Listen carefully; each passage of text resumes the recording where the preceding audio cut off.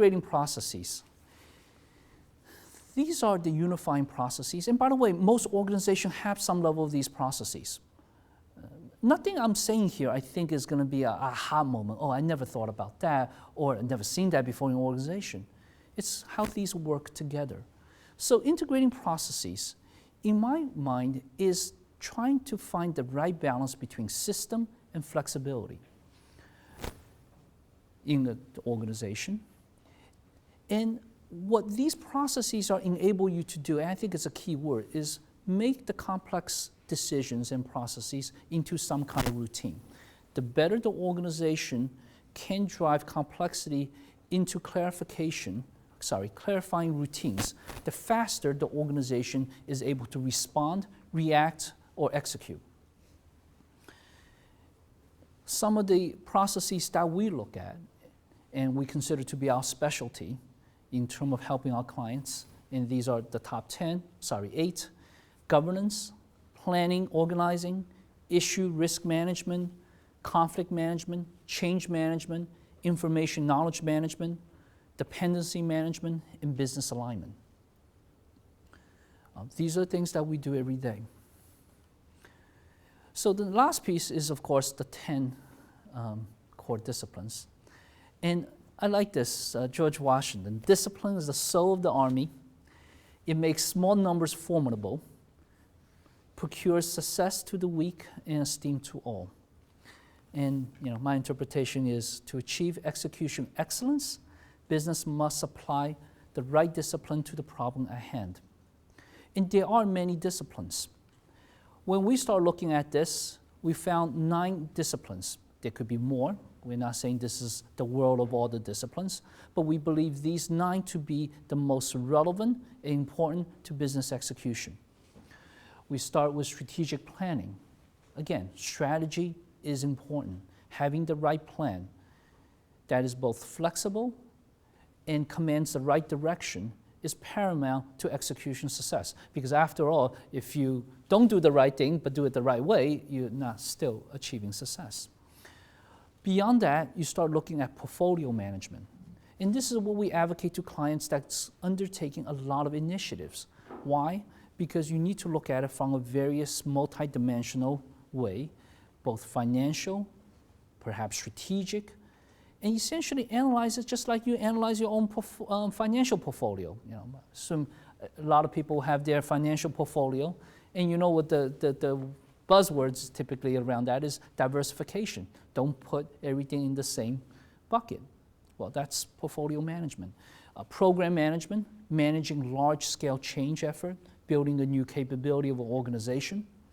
Project management, a course that we teach here, how to get things done, how to make the deliverable, create that deliverable, build that deliverable on time, within the scope, on budget.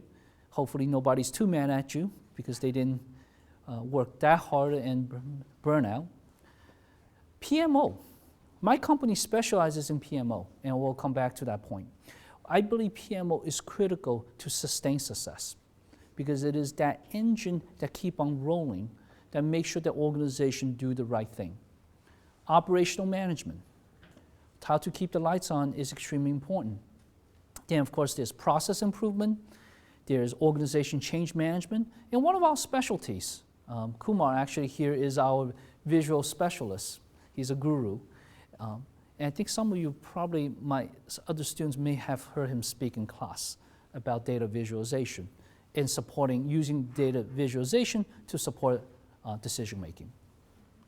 So very quickly what they are, and I'm going to go through this a little quicker because it gets a little dry. Strategic planning. For organization to be successful, the strategy, having a strategic plan that works is essential. Because not only do strategy provide direction, it also aligns the entire organization toward achieving the plans.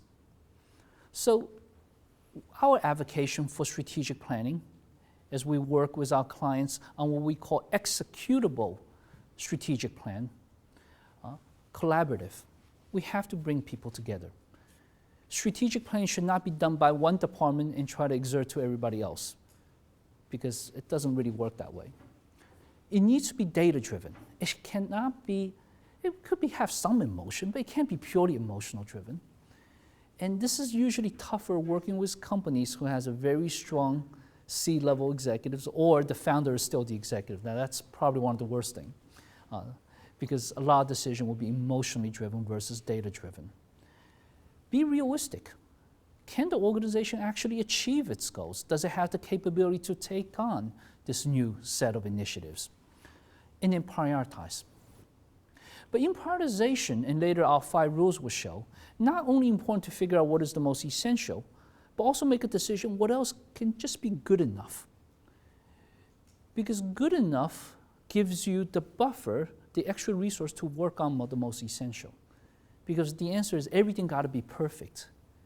On a large-scale initiative, that's really, really tough to do. Portfolio planning or management. So we talked about portfolio management. By the way, Project Management Institute have a standard around portfolio management. And for those of you that are students, it's great that if you want to join PMI, you could download it for free. They give you that standard for free. And portfolio management is essentially looking at the initiatives that organization takes as investment. And by the way, I do believe all projects are investments. The fact that you are putting a body of resource together to get something one time done is investment. If not investment in external money, out of pocket money, it is still investment in resources. So the key processes in portfolio management are identifying, categorizing, evaluating, prioritizing, authorizing opportunities. It is about identifying risk, analyzing them, come up with risk response.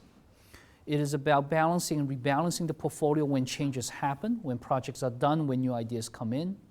It's about communicating, monitoring, controlling, reviewing the performance of the portfolio on a regular basis so you could constantly refresh that, and then make adjustments if the business strategy changes. The third piece, program management. How many people work on programs before? I know a lot of you work on projects. Oh, excellent. Right?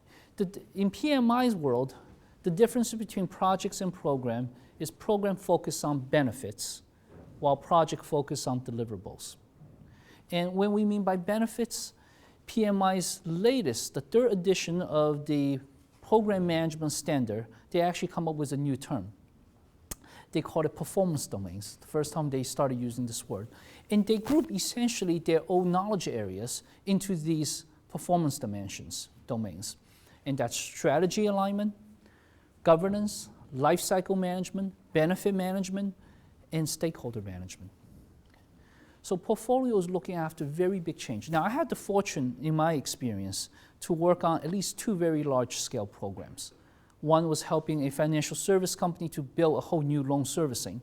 That was big, building a loan servicing. And the second is in the enterprise resource planning area, implementing SAP. Project management. The latest PMBOK, Project Management Body of Knowledge 5.0, that just came out in April of this year, contains 10 knowledge areas. And that is scope, schedule, budget, procurement, risk, quality, human resources, stakeholder communication, and integration. I tend to know PMBOK or project management stuff really well because I'm also the director of corporate outreach in the New York chapter. So we talk about this all the time.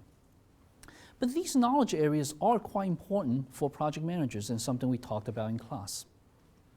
And by the way, the latest one that the PMI added is the stakeholder. Originally, in the 4th edition, the 3rd edition is only 9 knowledge area. They added the 10th one.